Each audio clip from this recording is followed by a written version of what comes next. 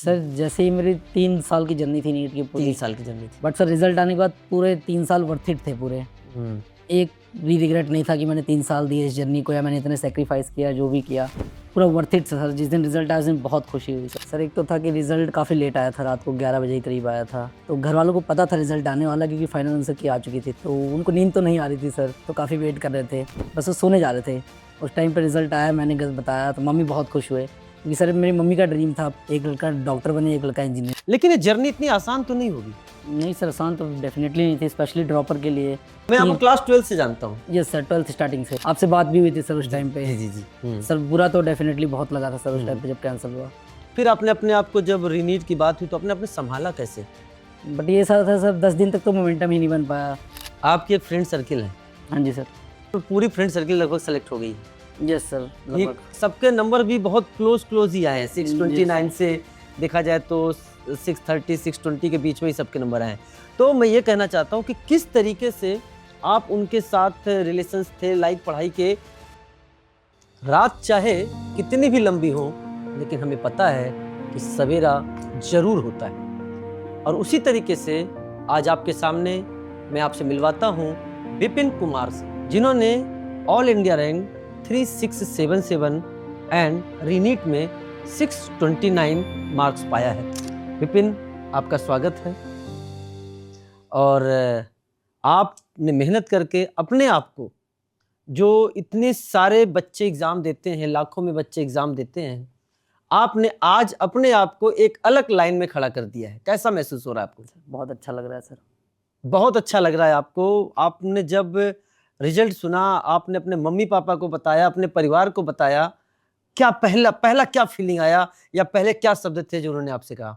Sir एक तो था कि रिजल्ट काफ़ी लेट आया था, रात को 11 बजे के करीब आया था, तो घर वालों को पता था रिजल्ट आने वाला क्योंकि फाइनल आंसर की आ चुकी थी, तो उनको नींद तो नहीं आ रही थी सर, तो काफ़ी वेट कर रहे थे।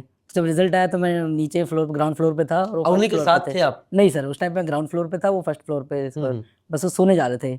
उस टाइम पे रिजल्ट आया, मैंने बताया तो मम्मी बहुत खुश हुए क्योंकि सर मेरी मम्मी का ड्रीम था, पेरेंट्स का मेरा ड्रीम था कि एक लड़का डॉक्टर बने, एक लड़का इंजीनियर। अच्छा, 2 भाई हैं? हाँ जी, जो मेरे भैया हैं वो NIT जी इलाहाबाद में बीटेक कर रहे हैं। अरे वाह! फाइनल ईयर में है, तो उनका ये सब ड्रीम था एक कि एक लड़का डॉक्टर बने, एक लड़का इंजीनियर, तो बहुत खुश थे मेरे पेरेंट्स। तो आज ड्रीम पूरा हो गया, और वो खुशी जो है, जो झलक रही होगी उनकी आंखों में, आज आपने उनको युवा बना दिया।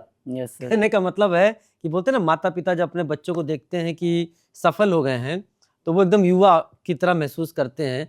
चलिए, बहुत अच्छी बात है, और मैं आपको भी प्रणाम करता हूँ कि आपके बच्चे ने जो मुकाम हासिल किया है और आपके सपने को साकार किया है।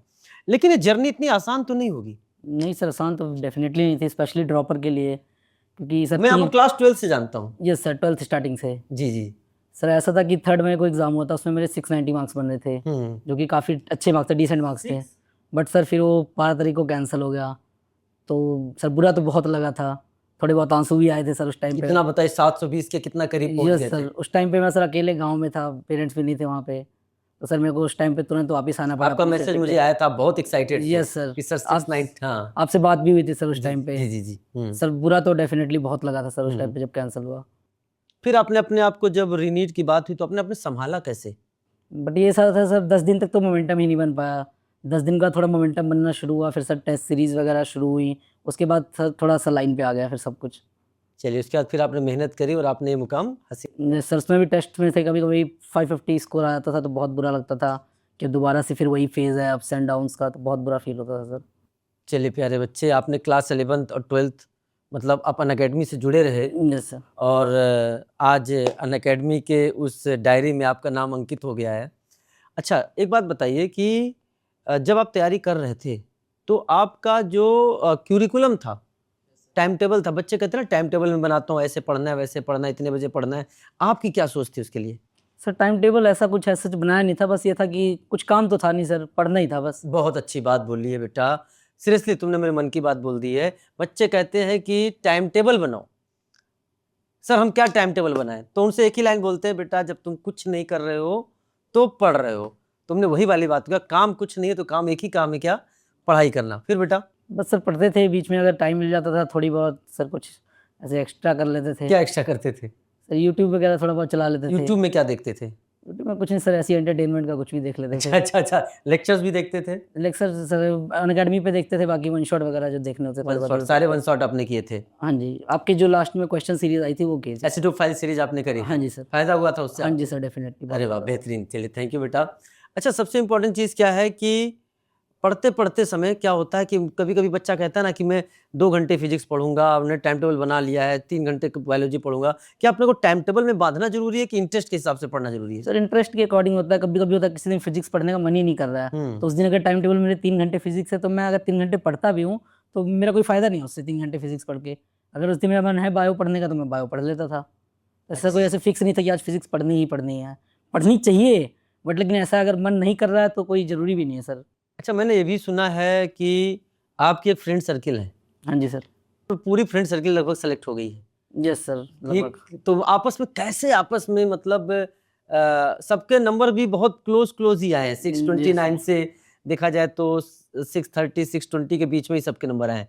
तो मैं ये कहना चाहता हूँ कि किस तरीके से आप उनके साथ रिलेशंस थे, लाइक पढ़ाई के जैसे कि डिस्कशन होता था, क्वेश्चन प्रैक्टिस होता था, आपस में किस तरह से आप लोग बर्ताव करते थे? सर ऐसा था, हमारे बीच में काफ़ी हेल्दी कंपटीशन था, तो कभी भी जैसे टेस्ट वगैरह होते थे तो हम एक दूसरे के डाउट्स देखते थे, उस पर एक दूसरे की सिली मिस्टेक्स को हम बताते थे, एड्रेस करते थे कि ये गलती की, तो हम आपस में लगभग सारे डाउट्स हम निपटा देते थे। कोई आपको डाउट्स आए तो उन्होंने सॉल्व कर दिया, हाँ उनको आया जी, तो आपने सॉल्व कर हमने दिया, सॉल्व कर दिए और ऐसे। कंपटीशन था लेकिन? हाँ जी, हेल्दी कंपटीशन। हेल्दी कंपटीशन था, दोस्त थे लेकिन कंपटीशन में दुश्मन थे? नहीं सर, तो ऐसे दुश्मन तो नहीं। नहीं दुश्मन कहने का मतलब कुछ हेल्दी कंपटीशन मतलब क्या हुआ कि आप भी कोशिश करते, वो कहते थे कि आपसे अच्छा करेंगे, आप कहते थे कि हम उससे अच्छा करें? Yes sir. Very good. नहीं बेटा, इसको दुश्मन का मतलब है, ये पॉजिटिव अप्रोच में बोलते थे, ऐसा कुछ अदरवाइज मत लेना। और चलो, बहुत अच्छी बात हो गई है। आप क्या कहना चाहेंगे लर्नर से 2027 के लिए, जो आपको देख रहे हैं, जो अभी स्टार्ट किए हैं? अभी 2 तरह के लोग होंगे।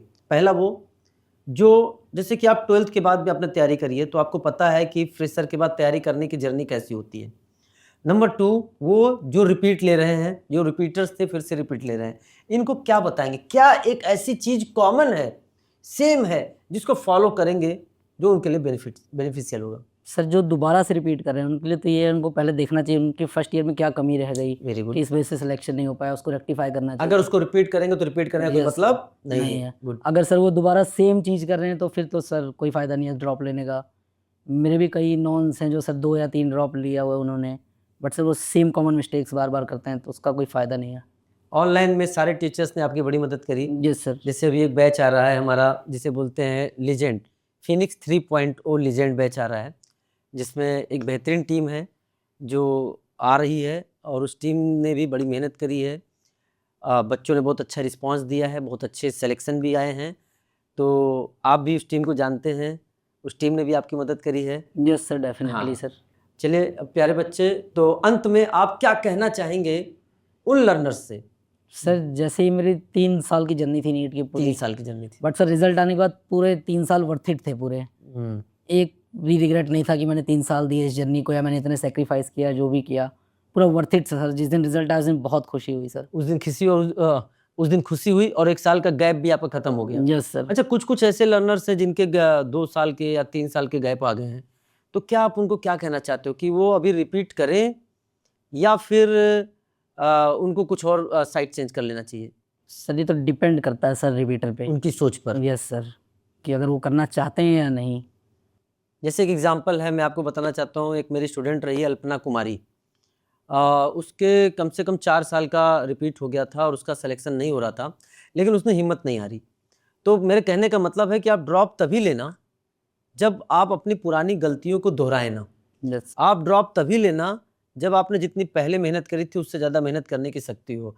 आप ड्रॉप तभी लेना जब आप अपने पूरे मेहनत के साथ आगे तो बढ़ रहे हैं, लेकिन जो काम आपको दिया जा रहा है उसके लिए बहुत ही ऑनेस्ट हैं। आप ड्रॉप तभी लेना जब आपके माता पिता ने जो आपके साथ उम्मीद करी है, उस उम्मीद के पे आप खरे उतरने की कोशिश करेंगे। आप ड्रॉप तभी लेना जब आपको धरती पर भगवान बनने की इच्छा होगी। तो इसीलिए कहना चाहता हूँ, अगर आपने इस चीज़ को ठान लिया तो ये भी बात है कि आपको सिलेक्शन से कोई रोक नहीं सकता। तो आप मेहनत करिए और आगे बढ़िए। Thank you Vipin, and in future doctor Vipin. मुझे बहुत अच्छा लग रहा है कि आप आज यहाँ बैठ रहे हैं और एक डायमंड की तरह आप यहाँ आ गए हैं। कहते हैं ना कि जीने के दो तरीके होते हैं। पहला कि जो हासिल है उसी को पसंद कर लो, और दूसरा है जो पसंद है उसे हासिल करने के लिए मेहनत करो। तो विपिन ने जो पसंद था उसको हासिल करने के लिए एक ड्रॉप लिया और अपने लक्ष्य को प्राप्त कर लिया। चलो thank you Vipin, wish you all the best.